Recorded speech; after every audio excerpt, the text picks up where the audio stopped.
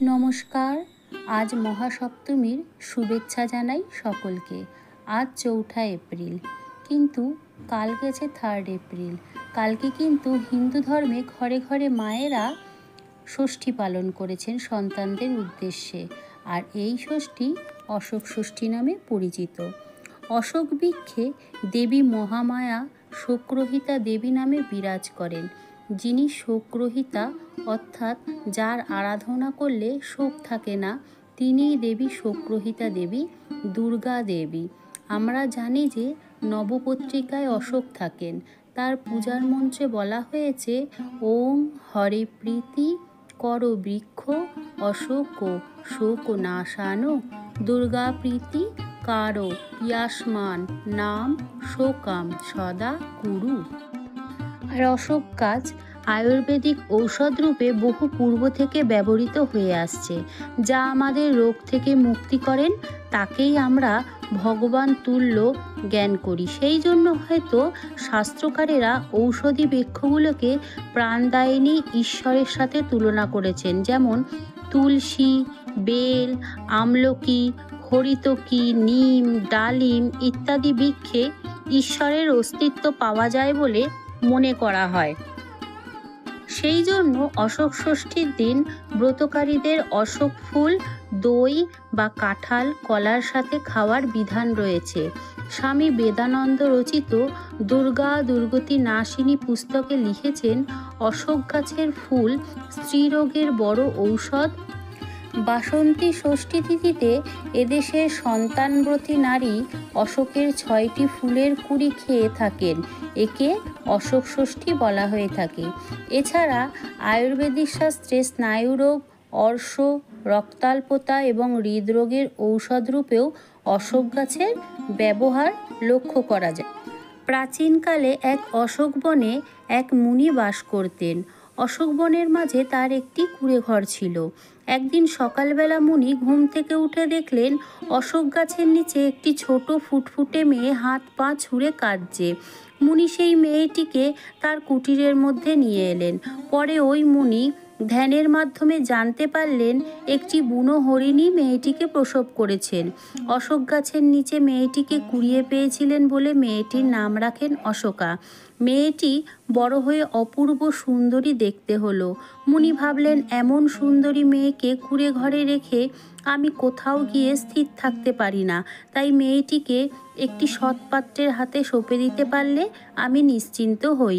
মুনি কোথাও গেলে মেয়েকে বলে যেতেন যে, আমি যতক্ষণ না ফিরব তুমি কুটিরেই বাইরে যাবে না। তাই মেয়েটি সবসময় কুটিরের মধ্যেই থাকত। এইভাবে দীর্ঘকাল অতিবাহিত হওয়ার পরেও যখন তিনি কোনো পাত্র খুঁজে পেলেন না, তখন মুনি বিরক্ত হয়ে শপথ করলেন, কাল সকালে আমি যার মুখ প্রথমে দেখব তার সঙ্গেই এই মেয়ের বিবাহ দেব। দৈবযোগে মুনি সকালে দেখলেন এক রাজপুত্র তার কুটিরের সামনে দাঁড়িয়ে আছে।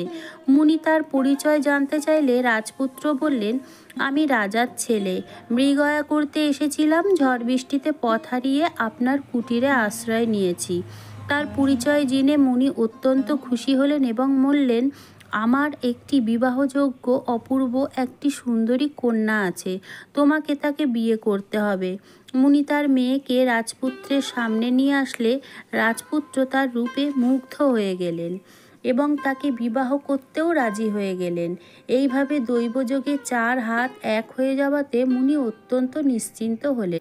শ্বশুরবাড়ি যাওয়ার সময় মেয়েটির আঁচলে কতগুলো অশোক ফুল ও বীজ দিয়ে মুনি বললেন, মা, এই ফুলগুলি শুকিয়ে রেখো, চৈত্র মাসে অশোক ষষ্ঠীর দিন খাবে। অশোক দানাগুলি 2 হাতে ছড়াতে ছড়াতে যেও। আমার কুটির থেকে রাজপুত্রের বাড়ি পর্যন্ত অশোক ফুলের গাছ হবে। আর যদি তোমার কখনো কোনো বিপদ ঘটে, গাছের সীমা ধরে ধরে আমার কুটিরে এসো। মনে রেখো, অশোক ষষ্ঠীর দিন অন্ন আহার করবে না। এরপর অশোকা ও রাজপুত্র দুইজনেই মুনিকে প্রণাম করে রাজবাড়ির উদ্দেশ্যে রওনা হয়ে গেলেন। অশোকা 2 হাতে বীজ ছড়াতে ছড়াতে শ্বশুরবাড়ি গেল। রাজা রানী তাদের পুত্র ও পুত্রবধূকে আদর করে ঘরে তুললেন। কিছুদিন পর অশোকার একটি পুত্র সন্তান হলো। তারপর ক্রমে ক্রমে 7টি পুত্র ও একটি কন্যা সন্তান হলো। ছেলেরা বড় হলো, তাদের বিয়েও হয়ে গেল। এরপর শ্বশুর শাশুড়িরও একদিন তার মৃত্যু হলো। শ্বশুরের যেদিন শ্রাদ্ধ সম্পন্ন হলো সেই দিনটি ছিল অশোক ষষ্ঠীর দিন, তাই দিনটি যথেষ্ট ব্যস্ততার মধ্যেই কাটলো। সন্ধ্যার পর তার ছেলে বউরা বলল, মা ভাত খাবে, এসো। অশোকা বললেন, আমার মনে ছিল না, আজ অশোক ষষ্ঠী, আজ ভাত খাবো না। তারা সাথে সাথে মুগ কলাই সেদ্ধ করে তাকে এনে দিল। রাত্রে ছেলের বউ এরা ঘরে ঘরে সবাই শুয়ে পড়ল, কিন্তু রাত পেরিয়ে সকাল হয়ে যাবার পরেও তারা আর কেউ ঘরের দরজা খোলে না। অশোকা এ ঘর ও ঘর ধাক্কা দেয়, কিন্তু কেউ সাড়া দেয় না। তখন নিরুপায় হয়ে রাজা কামার ডেকে সব দরজাগুলি ভেঙে ফেললেন এবং দেখলেন ছেলে বউ নাতি নাতনি সবাই মরে আড়ষ্ট হয়ে রয়েছে। রাজা ভীষণ কাঁদতে শুরু করলেন এবং অশোকাকে বললেন, এবার কি হবে? অশোকার সেই মুনির কথা মনে পড়ে গেল। অশোকা সেই গাছ ধরে ধরে ওই মুনির কুটিরে গিয়ে উপস্থিত হলো এবং তার পায়ের কাছে গিয়ে কাঁদতে শুরু করলো। গাছগুলি ততদিনে বিরাট আকার ধারণ করেছে। মুনির কাছে সব কথা খুলে বলার পর মুনি নিজের চোখ বন্ধ করলেন এবং ধ্যানে সমস্ত বিষয় তিনি জানতে পারলেন। তিনি অশোকাকে বললেন, অশোক ষষ্ঠীর দিনে ঘুঁটে দিয়ে মুগ কলাই সেদ্ধ করার সময় ঘুঁটের মধ্যে একটি ধান ছিল, আর সেই ধান মুগ কলাইয়ের মধ্যে পড়ে গিয়ে ধান ফুটে খই হয়ে গিয়েছিল। সেই খাবার গ্রহণ করেই তার এমন সর্বনাশ হয়েছে। মুনি বললেন, আমার এই কুমণ্ডলীর জল নিয়ে যাও এবং সকলের গায়ে ছিটিয়ে দাও, তাহলেই দেখবে সবাই আবার জীবিত হয়ে গেছে। কিন্তু এমন কাজ যেন ভবিষ্যতে আর করবে না।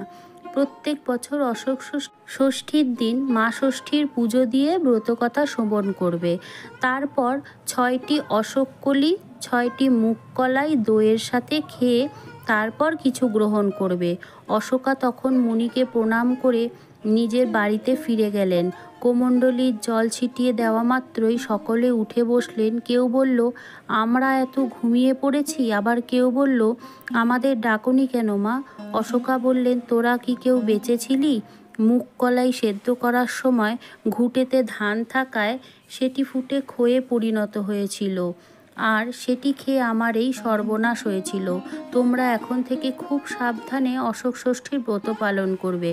প্রত্যেক বছর চৈত্র মাসে শুক্লপক্ষের ষষ্ঠীর দিনে মা ষষ্ঠীর পুজো সম্পন্ন করে ব্রতকথা শুনে তারপর মুগ কলাইয়ের সঙ্গে অশোক ফুলের কলি গ্রহণ করবে।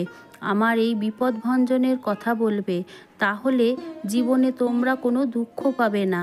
এরপর অশোকা সবাইকে নিয়ে সুখে জীবনযাপন করতে লাগলো। রাজামশাই মা ষষ্ঠীর এই আশ্চর্য মাহাত্ম্য দেখে তার রাজ্যের সমস্ত প্রজাদের এই অশোক ষষ্ঠীর ব্রত করাতে লাগলেন, আর সেই থেকেই এই অশোক ষষ্ঠীর পুজো প্রচলন হয়ে গেল।